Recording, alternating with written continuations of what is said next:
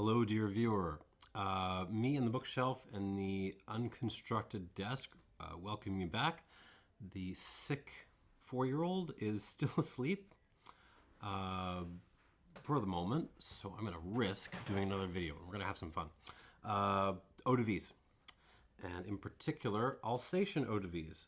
I love these things, and I got myself a tasting set from Nusbaumer.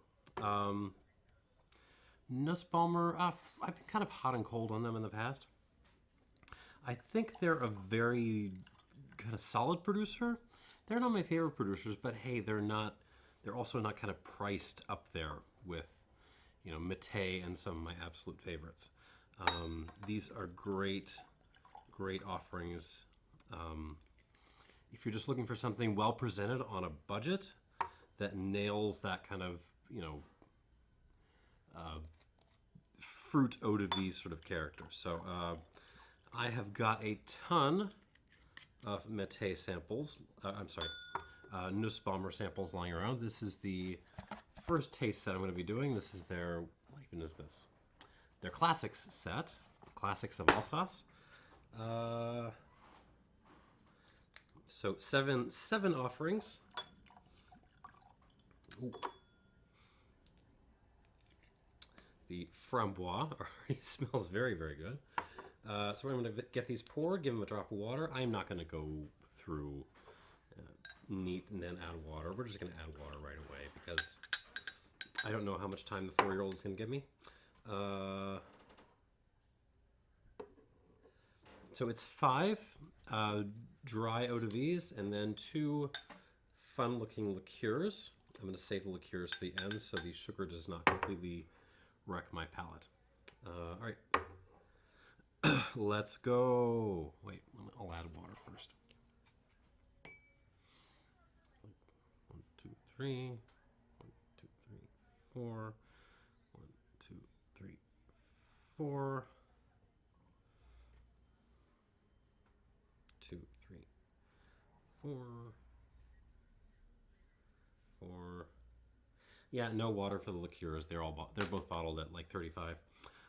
Okay, let's go through these. Starting off with the one bottle at lower proof, and arguably the most classic of these, the Eau-de-Vie of Poire Williams. Every house in Alsace makes this. This is just the classic of classics. If you don't have a good Pear Williams, like you're not even playing the game. All right, so let's stick our nose into this, see what's what. Bottled at 43%, which is very respectable, and very reasonably priced, especially compared to other Alsatian eau-de-vie producers.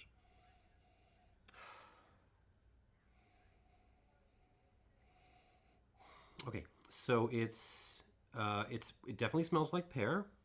So that's good. That's what an eau-de-vie should be doing, right? It should smell like the thing it is from.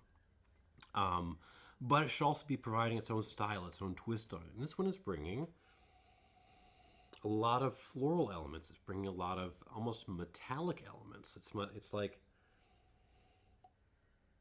you took some fresh pears right off the tree, but also some, like, you know, slightly mushy pears that are, you know, getting very overripe, and you took all those together and you like wrap them up in aluminum foil. That's kind of what it smells like. But you wrap them up with a whole bunch of dried flowers. It's not just the fruit of the pear. This is also the stems. I'm getting the skins.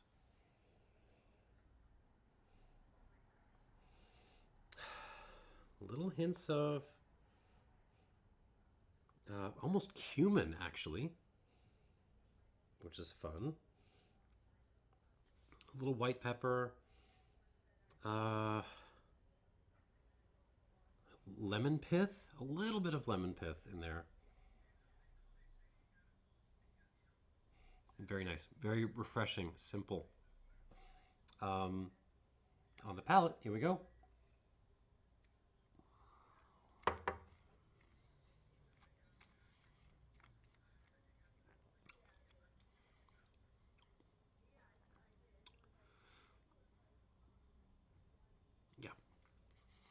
Really well done.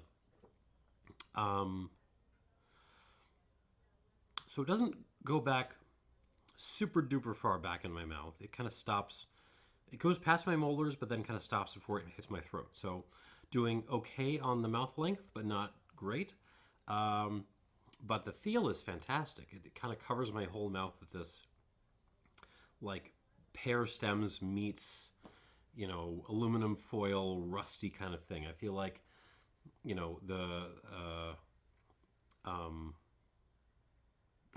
I think I've used something like this comparison before, but I feel like the T1000 just made a pear out of his hand and handed it to me, and I took a big bite of it, and that's what I'm tasting right now, like metallic pear.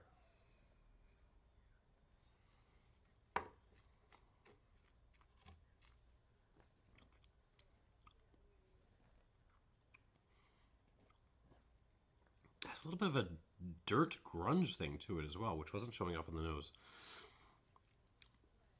This is fun. This is nice. It's definitely benefiting from the presentation here. 43% is a lot higher than a lot of other pear eau-de-vies go. It's nice. It's refreshing. But at the same time, it kind of completely takes over my mouth with this, grungy but metallic, but slightly floral citric pear thing.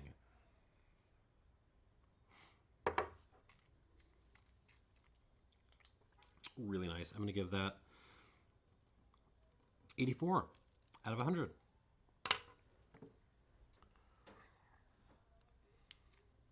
Let's move on. Next up is that would be the 4-year-old waking up. The Kirsch, which is, of course, cherry, so German cherry. This is the other classic among classics. Everyone in this region, whichever side of the border you're on, makes a Kirsch. This one is bottled at 45%, so I added that extra drop of water. Oh. Some of the Kirsches I've had can get very austere and green. They kind of bring a green aspect of the cherry out. This is not doing that. This is very, very just desserty, and I love it. So dessert cherry, like all day long, but not like cheap, gross dessert cherry that's been stewing in like syrup since they put it in the little bottle. This is like good dessert cherry with a little bit of a floral note happening. Maybe that's like a Nusbaumer signature. Slightly floral, a little bit stemmy as well. But what's dominating this is really just like a lot of dessert cherry, but not just. And it's it's not a. So this is in the spirit with a whole lot of breadth to it, but there's a lot of depth. There's a dimensionality to the cherry on this that I really appreciate.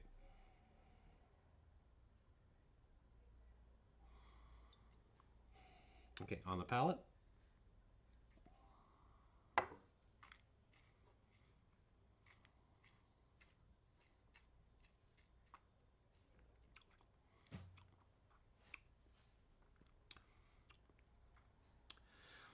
Righteous, right up there with the Pear Williams, maybe even a little bit better. Let me try this one more time. Here it's starting to bring some of that of grunginess to it, a little bit of stemmy, green, like potting soil kind of elements.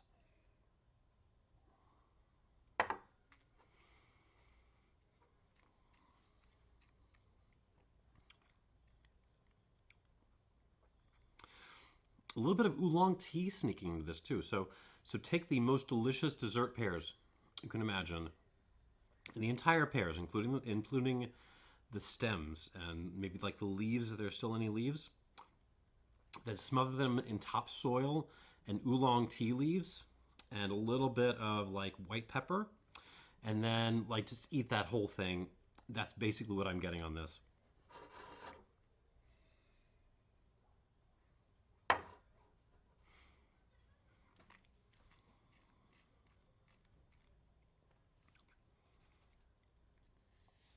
Yeah, really nice. Has a little bit more weight to it than the Pear Williams. Let me try the Pear Williams one more time to make sure I'm not crazy. The Pear Williams has a little bit more crispness to it. Not Christmas, this holiday, but like crispness.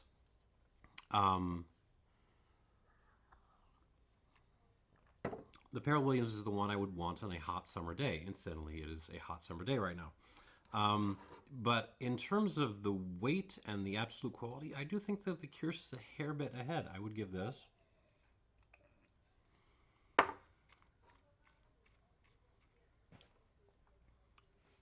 I would give this an 84 plus. 84 plus out of 100. Very nice. Let's move on. Next up is we're doing a pair of plum brandies, but not via prune. I've done a bunch of via prunes. This is a Mirabelle. I've actually done some Mirabelle reviews too. So Mirabelle's the kind of cool orange plums you'll see sometimes. 45% again.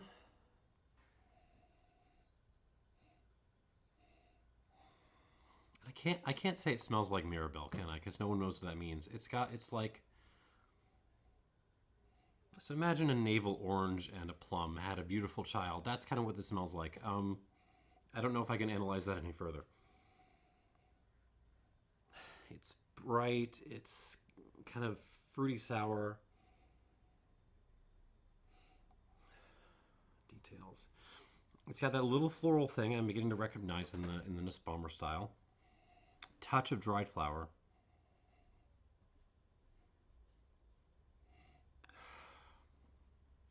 But I gotta say, it doesn't have the depth of the Kirsch, at least not at this point. Yeah, it just mostly smells like Mirabelle. Maybe throw a touch of like one little touch of cayenne in there, maybe, and some dried flowers, and that's mostly what I'm getting. And that's not bad. It's very pleasant on the palate.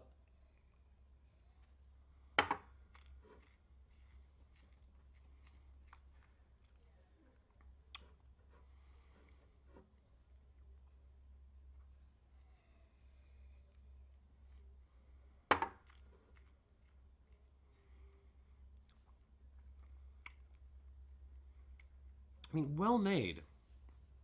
But I gotta say, of all the classic Italian Alsatian, have I mentioned I've been taking care of a 4-year-old all day? My brain is not here right now. Among all of the Alsatian, classical Alsatian Eau-de-Vies, Mirabelle is the one I've had the most trouble kind of getting into. It just doesn't deliver for me as much as some of the others do.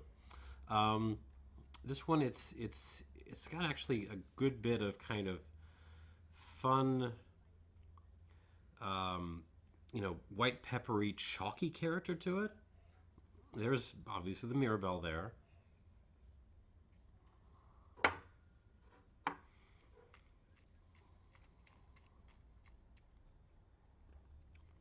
Yeah, little floral action again.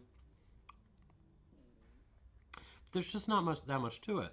The mouth length is very short. The finish is also relatively short. It feels nice in my mouth where it goes. It's pleasant. It just doesn't bring that much to the party. Let me try this one more time. See if I can get anything more out of this.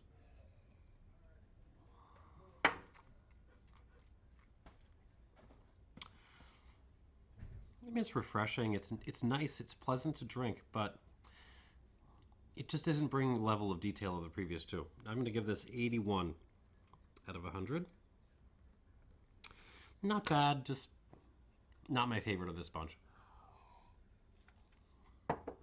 Let's move on to the fourth glass here, which is the second of the plums. This is the Quetsch which is a German plum, kind of German plum, as the name might indicate.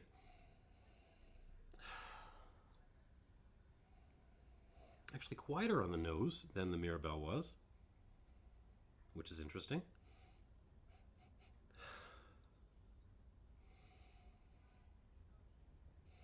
I mean, I'm getting some plumminess. I'm getting some more rust this time than aluminum foil, but some metallic notes. Slightly floral.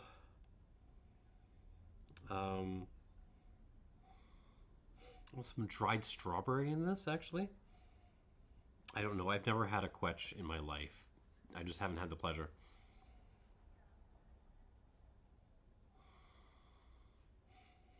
It's nice, but again, along with the Mirabelle, I'm not getting as much detail on this as I was getting with the first two glasses. On the palate,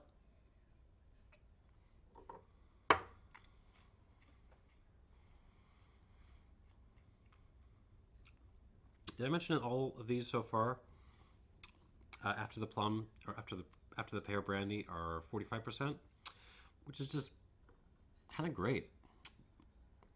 Good on you, Nusbaumer. Give this one more shot. Hold on.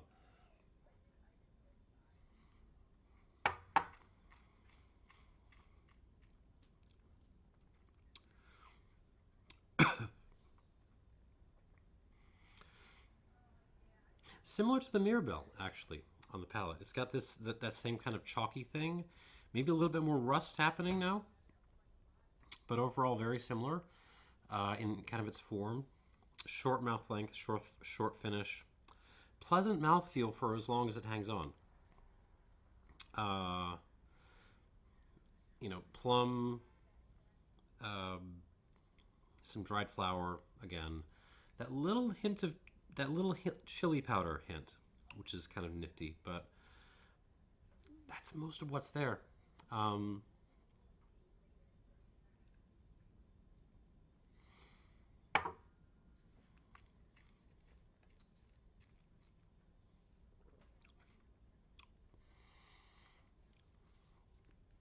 And it saddens me because in other contexts, like plum brandies are some of my favorite, absolute favorite fruit-based brandies out there.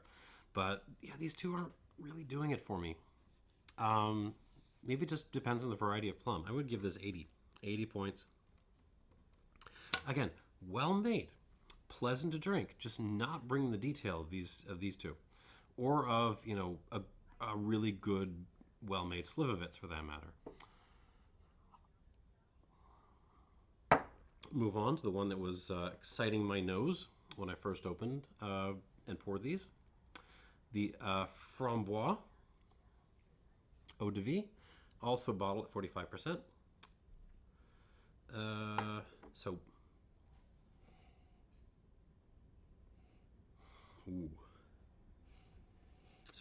obviously raspberry here, and this just smells like a different kind of beast.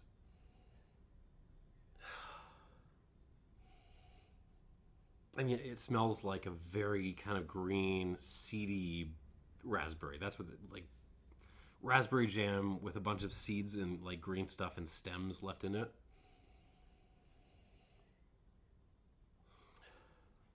Touch of dried flower, touch of, T1000 again in there. Now that I'm paying attention, but it really just smells jammy.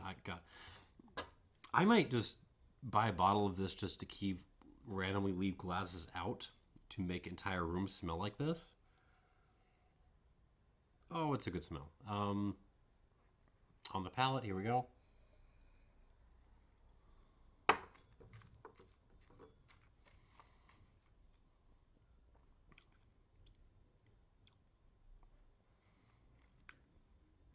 Ooh. Okay, we're back in business. This is good. I am really enjoying this. Wow.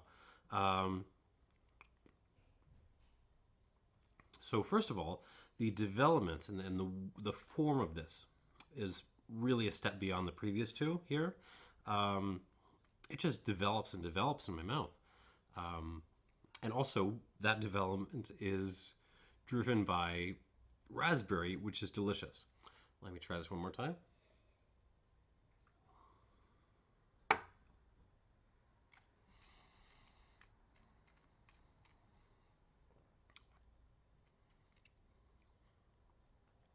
Yeah, it arrives on like, yeah, delicious raspberry jam, and then kind of as it moves from the arrival into the development and the finish, it just starts to get more kind of green and stemmy and seedy, and slightly more peppery, and slightly like more floral and metallic as well. Like the finish is actually very much like, you know, Eau-de-Vie of, you know, Robert Patrick T1000.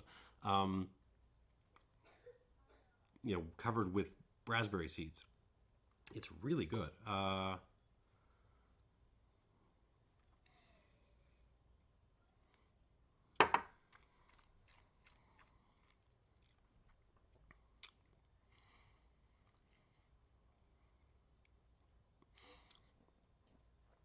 Reminds me of the Kirsch, actually. Stylistically, it's got that same level of weight to it. Maybe even a little bit more. Let me try the Kirsch one more time.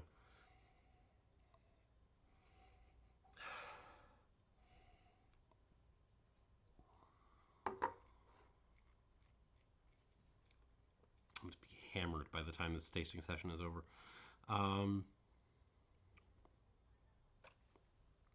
You know what? I think the Framboise actually has a better development on the palate than the Kirsch does. I think it's a hair bit more complex on the nose.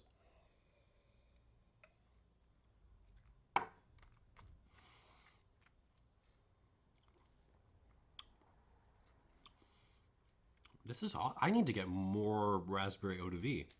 That needs to happen. I need more of this in my life. 85 points. 85 points for the Nusbaumer Framboise, and I need this and more stuff like it in my life. Okay. And now we hit a hard transition because we're going to be tasting the 2 liqueurs included in this this tasting set. This first one is a liqueur classique Pear Williams. And you will notice the color is slightly opaque and yellow. It's kind of a creamy color. And this is bottled at 35%. So I'm expecting this to be quite sweet. This sort of stuff you would probably top up with, I don't know, tonic water or something on a warm day.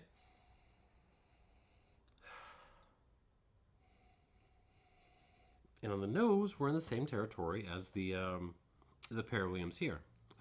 It's a little bit less complex. It's more like we're more smelling like just the fruit of the pear, like the metallic touches, the little floral touches aren't there. But it's nice. I'm enjoying it. There's a little bit of almost grapiness coming through, like a good, like a Moscato style grapiness, which I'm into. I'm kind of a fan of Moscato. Don't at me. On the palate.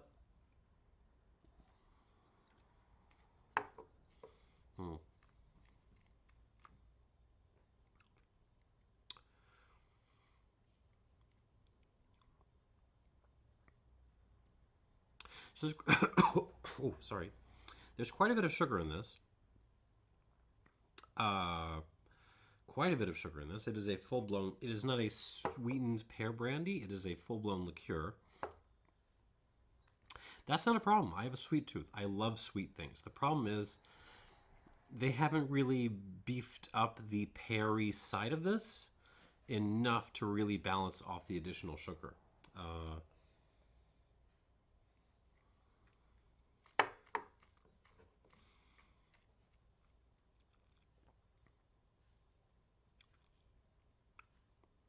Yeah, this really just feels like they've taken this, added a whole bunch of sugar, and knocked down the proof a little bit.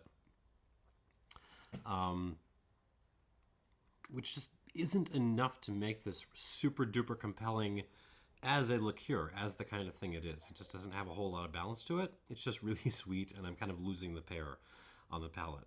That being said, the nose is quite pleasant. It's hard to score liqueurs. I would give this... Yeah, it just needs more going on in the palate. I'm going to give this 71 points.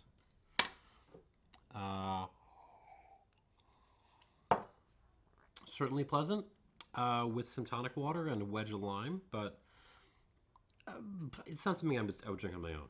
All right, last up, look at the color on this. There's some maceration going on this. This is the Framboise liqueur Classique, also 35%. I just love raspberries, man. Same kind of story on the nose here. It smells a lot like the Framboise Eau-de-Vie with some of those little details taken out. This smells much more jammy, less stemmy, less, seedy. But that's okay. I mean, for a liqueur, this smells fantastic. This smells real. On the palate.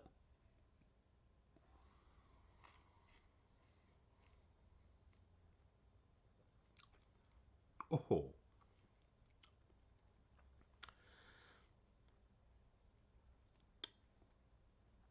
That works. It's still a little bit too sweet for me, a little bit too cloying on its own.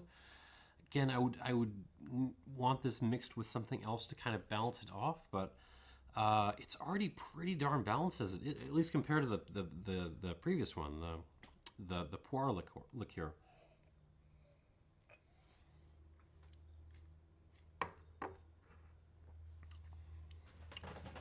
Oh. Yeah, super delicious raspberry jam, and then there's this little hint of fruit bitterness on the back end, and sour, like, that feels real, and it completely sells me on this. Is this the kind of thing I would buy a full bottle of? No, probably not. But I'm enjoying this. I'm appreciating it.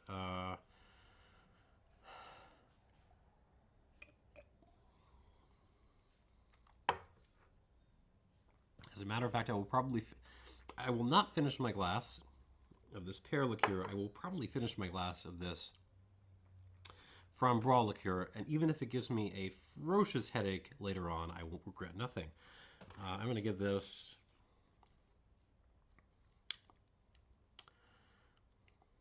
79 points out of 100.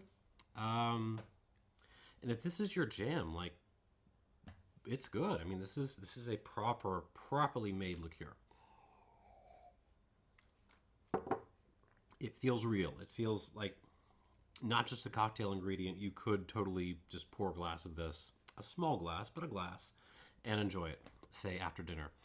And that's this Nusbaumer lineup. There will be more in the near future. So the Pear Williams, 84 points. The Kirsch, 84 plus.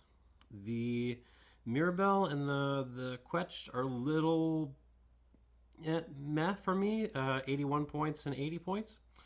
But then the Framboise, the clear winner here for me, 85 points. And then 71 and 79 for the two liqueurs. Fun lineup. And again, these aren't too expensive in the relative to other Alsatian producers. Thanks for watching, and cheers.